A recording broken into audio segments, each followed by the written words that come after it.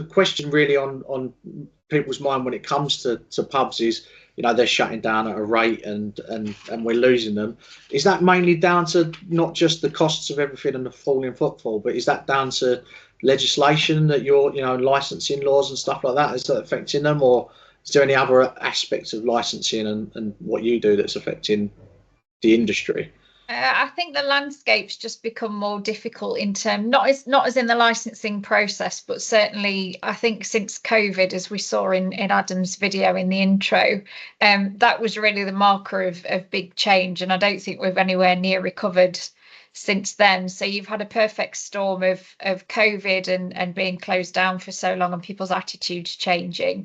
To then people wanting to go out, but obviously lots of operators unfortunately didn't survive the pandemic, or they are now paying back humongous bounce back loans which they've got hanging over them.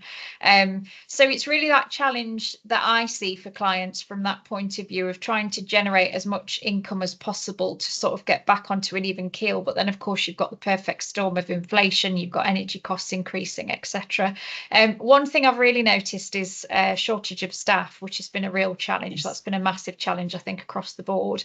And I act for independents, I act for chains, I act for high-end restaurants, I act for independent music venues, and although their challenges are all very different, there's a combination of things that are all the same, because inevitably things just cost more. So one example is door staff. So during the pandemic, premises were closed, people needed to work, they went to other industries. Unfortunately, they didn't always come back.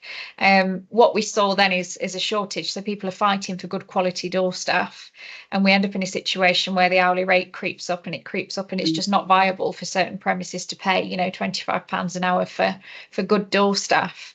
I think where I've really seen the cost of living and the cost of everything crisis hit in respect of that is where you lose great staff, be it staff that work behind the bar or in the kitchen or on the front line door staff front.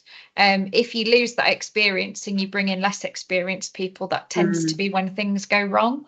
And unfortunately, when you're dealing with the cost of goods and the national living wage and the minimum wage has gone up and there's changes to national insurance, the last thing you then want is for something to go wrong and then you get enforcement action and you've got to defend a review. So it's things like that where I've really seen either people pushing the envelope to do different things they wouldn't normally do, going out of their comfort zone to try and generate that income.